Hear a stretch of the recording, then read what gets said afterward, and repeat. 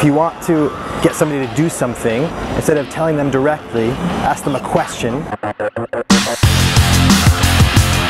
But you ask them a question and then coming up with the answer and the idea on their own, they think it's theirs and they really own it, and then they're more likely to do it.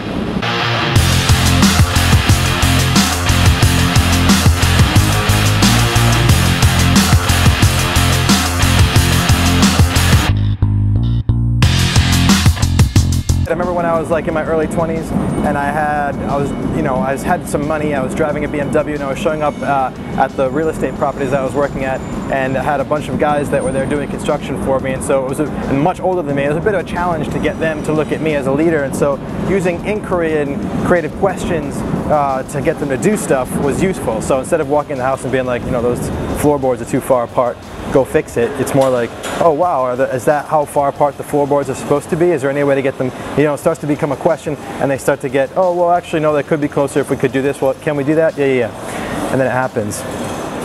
And then you start to feel, oh, that's pretty clever, huh? I can just ask a question, and But then after you do this more and more, you start to realize that people are pretty smart, and they kind of get that you're asking a question just to kind of get them to say something, get them to think something, and you're going around, and if you're not very articulate with it, you're kind of asking loaded questions, and then oftentimes people will pick up on it and they won't like it very much, and they'll kind of feel like, why are you trying to get me to say something or get me to think something? It's obvious. So you think, oh, maybe I just need to be more clever at it, and it becomes this endless chase of trying to find the right question which tricks them. You start to do more peripheral questions like, oh, how could we make these floors look any better? Like just this big open peripheral, and if you ask lots of questions around, it's the same thing with coaching, right? You get some idea or insight about what you think the person in front of you might benefit from, and then you ask them a question instead of saying directly, because you want them to own it, you want them to find it. And you could ask peripheral questions a little bit so that eventually they'll find it, and you could kind of disguise the fact that you're trying to get them to do or think something. What happens is that by doing this, you're still attached to this need to control somebody into something. And a much more powerful way for genuine, authentic leadership and for powerful coaching is what I call unloading your questions. So a loaded question is a question, obviously, when you're asking somebody and you just want them to think something or say something or do something. That's a loaded question. You know what the answer you want them to have is. An unloaded question, it's not just an open, random question. It's still a question that was previously loaded, but you've unloaded. So let me give an example. So imagine I wanted somebody to see that they were, the argument they were having with their girlfriend or their boyfriend, their partner, was their fault because they were too attached to some thing that they wanted they weren't getting. And so I could say, hey, you're too attached to that thing that you want that you're not getting, and it's your fault that you're causing these arguments. It's very direct, it's not going to work. People get pulled out to respond. Or I could ask questions around this thing, like, hey, is it possible that maybe there's something that you really want that you're not getting and that's causing frustration in you? And they might start to say, well, maybe that's possible. And you start to dance around the edges and they start to see for themselves that maybe it's their fault that they're doing this. That's a loaded question, right? Hey, do you think you could get these floorboards any closer together? A loaded question. It can work in some cases, but if you want to take it up a level and be even more powerful, and I think it's time to unload the questions. And so what I mean by that is then you still use the same question, but you take the ammo out of it. You take that need and desire for a particular answer or outcome to happen.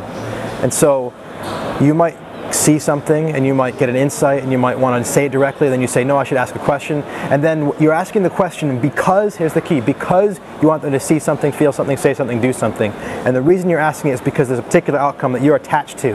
And that is where the loaded questions that are inspired by insights even become counterproductive, because that attachment is dirty, it's gross. And so what you really want to do is unload the question, allow that question to come from that place of inspiration, but then let go of all attachment to where it might go. You might be about to ask them a question about whether or not they're too interested in something or desiring something or needing something too much so that they can see that they're causing the arguments or whatever, or I might be asking the guys that worked for me what else is possible with these floorboards so that they will see that they could put them closer together so that they will be inspired to, or they have the idea to do it themselves, but I'm attached to it. To unload is to say, I would like that, and at the same time, life is a dance. Like leadership is about putting things out in the world, expressing myself, my truth, and then seeing what happens as a result of that hitting the atmosphere, of the atmosphere of psyches in the world, of people, of touching other people's energy. When that connects, what happens? What's the end result? And so the same question gets asked, or even maybe a more direct question. I might say to the guys, hey, can we get these floorboards any closer together? And I'm there and I'm wondering. I'm coming from a place of genuine curiosity and openness. And I think this is so important, because as soon as we see something that somebody else can't see, we want so bad for them to see it too, and they have to see it the way that we're seeing it because our way is right, and they're missing it. Whether you're leading or coaching or whatever, you're missing it. I have to show you what this is, and so you try to tell them directly, and then you learn you can't do that. You start asking questions instead. You're clever, you're getting around it, articulate, you're clever, but then some people are really clever, they figure it out, or they kind of polarity respond. It's not always working, and so what if you were to let go?